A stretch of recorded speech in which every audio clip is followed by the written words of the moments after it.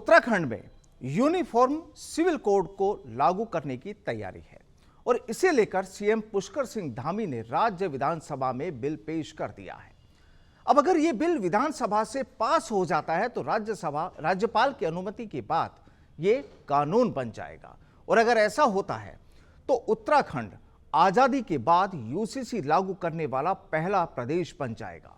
आपको बता दें कि अभी एकमात्र राज्य गोवा में ही समान नागरिक संहिता लागू है, लेकिन वो पुर्तगाल के शासन से लागू है। बीजेपी नेता इसे समाज के लिए बेहद अहम बता रहे हैं।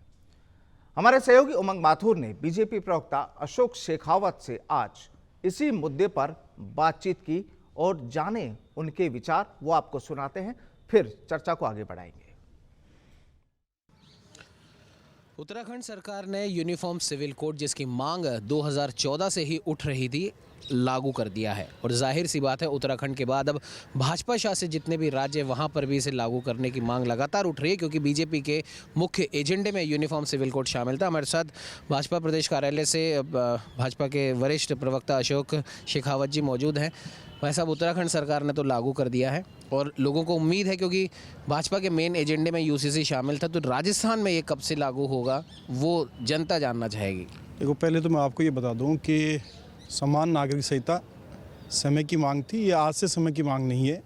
चाहे जवाहरलाल नेहरू जी हों, अंबेडकर जी हों, मुंशी जी हों, या अपने संवैधानिक रूप से हम देखें तो संविधान के अंदर भी प्रोविजन है ना, आर्टिकल 44 के अंदर है, डायरेक्टिव प्रिंसिपल है, उसमें भी सभी लोगों को समान अधिकार, राइट मिलने चाहिए और सोशल रूप से भी होना चाहिए और महिलाओं का एम्पावरमेंट होना चाहिए, जो इसको देखते हुए उत्तराखंड सरकार ने किया है। और उसमें सभी लोगों को, खास करके महिलाओं को, चाहे उनसे डाइवर्स से संबंधित हो, मैरिज से संबंधित हो, या सक्सेशन से सर्टिफिकेट से संबंधित हो, या अडॉप्शन डीड से संबंधित हो, या आपका कोई विल से संबंधित हो, उनको कानून का हर धर्म में, हर जाति के अंदर, हर संप्रदाय में अलग अलग था। उसको यदि हम समावेशी करते हैं और सभी को एक समान रूप से नागरिकों को उनको एक अधिकार मिलता है, तो सबको अलग अलग नहीं जाना पड़ेगा, एक कानून की परिधि में आएंगे। जैसे उदाहरण के तौर पर आप देखिए, ट्रिपल तलाक है, मुस्लिम महिलाओं को लेने के लिए आपको 3 महीने की वो एक शर्त लगाते थे, वो यदि उसको समाप्त कर दिया है और इसके अंदर में आ जाएंगे आप, तो सभी महिलाओं को न्याय मिलेगा। जहाँ तक आपने कहा कि राजस्थान के अंदर कब करेंगे, राजस्थान सरकार भी इसके अंदर एक प्रकार से बैठेंगे, कमेटी करेगी, क्योंकि भी उत्तराखंड हुआ, फिर एमपी का, कई अदर भाजपा शासित राज्य हैं, उन पर भी होगा। और जहाँ तक कई केसेज हैं, उन केसेजों के अंदर खुद ने, सुप्रीम कोर्ट ने भी कहा है कि इसको यूसीसी आप लागू करो, समान नागरिक संहिता लागू करो, उसकी पालना में किया जा रहा है। जहाँ तक मैं विपक्ष की बात करूँ या कांग्रेस की बात करूँ, तो कांग्रेस को मुझे लगता है इसको एक सराहनीय कदम मानना चाहिए सरकार का। और उसको कीजिएगा, बीच में आपको टोक रहा हूं, क्योंकि कहीं ना कहीं विपक्ष की जो आपने बात करी है, विपक्ष इस यूसीसी को बीजेपी का सिर्फ एक चुनावी एजेंडा बता रहा है। देखो कि विपक्ष का एक सकारात्मक राजनीति करनी चाहिए, उनको नेगेटिव राजनीति नहीं करनी चाहिए। यदि भारतीय जनता पार्टी और एनडीए मिलकर के आर्टिकल 370 को समाप्त करती है, तो उसको सांप्रदायिक और धर्म से जोड़ने का काम वो करते हैं। सीएए के बारे में बात करती है, तो उसी के समय वो भी बात करते हैं। यदि राम मंदिर बनता है, तभी ये धार्मिकता की बात करते हैं और सांप्रदायिक सौहार्द की बिगाड़ने का वो काम करते हैं और भाजपा पर करते हैं। तो इस प्रकार के यदि क्रांतिकारी फैसले जनता के हित में लिए जाएंगे, तो मुझे लगता है कि कांग्रेस को साथ देना चाहिए, न कि उस पर कटाक्ष करना चाहिए। कांग्रेस तो हर चीज़ के अंदर कर रही है। उन्होंने देखा कि अब भारतीय जनता पार्टी की सरकार है, एनडीए की सरकार है, मोदी जी के नेतृत्व में 10 सालों में जो काम कर रहे हैं, उन कामों में अड़ंगा क्यों लगा रहे हो? यदि किसी विदेश में कोई रहने वाले हमारे पड़ोसी राज्य हैं, वो वहाँ पर अल्पसंख्यक है और उनके साथ यदि वहाँ पर अमान्य घटनाएँ होती है और वहाँ उनकी जनसंख्या कम हो रही है और भारत में यदि शरण स्थली पर आते हैं, तो उनका क्यों नहीं देना चाहिए, उनको नागरिकता क्यों नहीं देनी चाहिए? तो चलिए एक नजर डालते हैं, देखते हैं कि आखिर उत्तराखंड में ये जो यूसीसी का जो मुद्दा हुआ है, जो बिल पेश हुआ है, आखिर इसके पीछे की कहानी क्या है और क्या नियम कायदे इसमें हो सकते हैं, जो लोगों को जानना बेहद जरूरी है। आपको बताते हैं ग्राफिक्स के जरिए कि किस तरीके से। सबसे पहले देखिए, समान नागरिक संहिता जो यूसीसी है, इसके लागू होने के बाद यानी एक से ज्यादा विवाह पर पूरे तरीके से रोक लग जाएगी। आप एक से ज्यादा शादी नहीं कर सकते हैं। दूसरी अगर बात की जाए कि लड़कियों की जो शादी की कानूनी उम्र है वो 21 साल तय की जा सकती है, यानी अभी 18 साल है लेकिन उसे 21 साल तय किया जा सकता है। ये यूसीसी में इस कानून में है। इसके अलावा बात करें लिव इन रिलेशनशिप में रहने वालों के लिए भी पुलिस रजिस्ट्रेशन जरूरी होगा, क्योंकि अभी हालात कुछ दूसरे हैं। लेकिन अगर ये कानून लागू हो गया उसके बाद से अगर आप लिव इन रिलेशनशिप में रहते हैं तो पुलिस को जानकारी देनी होगी। और इसके अलावा ऐसे रिश्ते में रहने वाले लोगों को माता पिता को भी यानी अपने पेरेंट्स को भी बताना होगा कि हम इस तरीके से रह रहे हैं, ये एक नियम बन जाएगा। इसके अलावा बात करें जो मैरिज रजिस्ट्रेशन होता है, विवाह पंजीकरण अगर आपने नहीं कराया तो सरकारी जो सुविधाएं मिलती हैं उनसे भी आपको वंचित होना पड़ेगा, यानी सरकार की वो सुविधाएं आपको मुहैया नहीं होगी।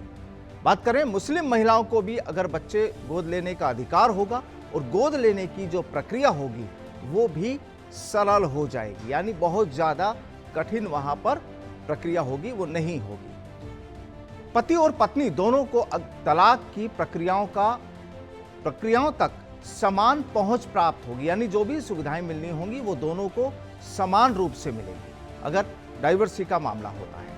इसके अलावा नौकरी पेशे बेटे की अगर मृत्यु हो जाती है तो बुजुर्ग माता पिता का पोषण उनकी पत्नी करेगी और उसे मुआवजा भी मिलेगा। लेकिन अगर पति की मृत्यु होने पर अगर पत्नी पुनर्विवाह करती है तो उसे अपनी तमाम चीजों को साझा करना पड़ेगा। और यहाँ पर अनाथ बच्चों के लिए संरक्षकता की प्रक्रिया को भी सरल बनाया जाएगा।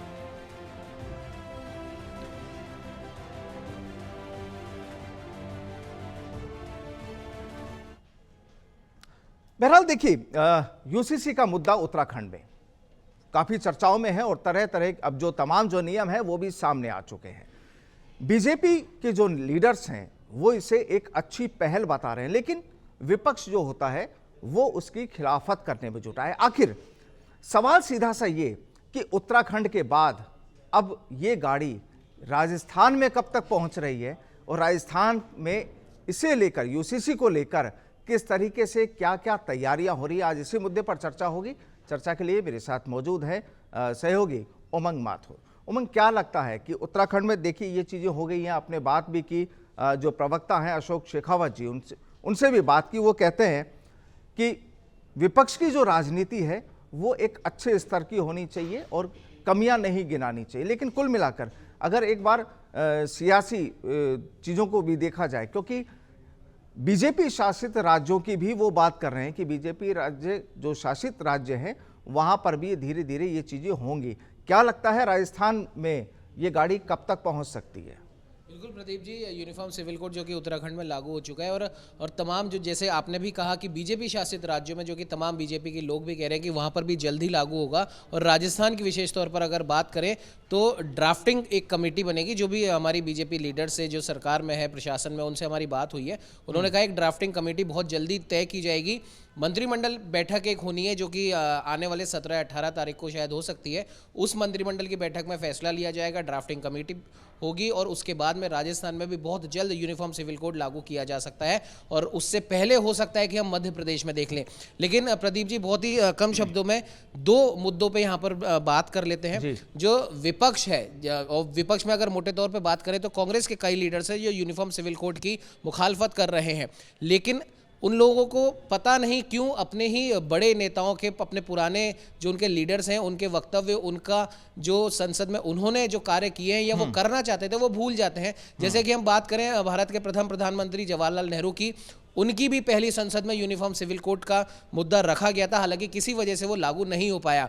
मोदी सरकार जब से बनी है और विशेष तौर पे 2014 में बीजेपी के एजेंडे में यूसीसी था, जो धीरे धीरे ही सही अब वो मूर्त रूप लेता हुआ दिखाई दे रहा है। जल्दी कुल मिलाकर देखिए, ये माना जाए कि मोदी सरकार देश के लिए चाहे जो विचार करे, सोचे, प्लानिंग करे, कानून बनाए, तमाम तरह की जो प्रक्रियाओं से वो गुजरे, लेकिन विपक्ष, जाहिर सी बात है, विपक्ष एक खींचतान वाली चीज़ें मान के चलिए, आरोपों पर अपनी बात रखने का उनका जो तजुर्बा होता है विपक्ष में, चाहे कोई भी सरकारें हों, कोई भी दल हो, हर जगह स्थितियां यही होती हैं। बहरहाल देखते हैं कि मध्य प्रदेश या राजस्थान या दूसरे जो बिल्कुल बीजेपी शासित प्रदेश है। एक चीज और मैं यहाँ पर विशेष तौर पे मैं दर्ज कराना चाहूंगा। विपक्ष में जैसे कई लोग हैं जो इस यूसीसी को मुस्लिम जो पक्ष हैं, जो मुस्लिम धर्म के लोग हैं, उसके विरुद्ध इसे बता रहे हैं, जबकि वो लोग ये भूल चुके हैं कि यूसीसी कई देशों में पहले से लागू हो चुका है। फ्रांस, अमेरिका और सबसे बड़ा नाम जो है वो तुर्की है, जो कि एक मुस्लिम कंट्री है। वहां पर यूसीसी साल 1926 में लागू हो चुका है। मतलब हमारी स्वतंत्रता से बहुत साल पहले वहां पर यूसीसी लागू है। फिर पता नहीं क्यों इस प्रकार का माहौल बनाया जा रहा है कि ये किसी एक खास चलिए उमंग कम्युनिटी जी, के खैर कुल खिलाफ है। मिलाकर राजनीति है और जब सियासत होती है तो तमाम तरह के आरोप प्रत्यारोपों का दौर भी चलता है। बहुत बहुत शुक्रिया हमारे साथ जुड़ने के लिए।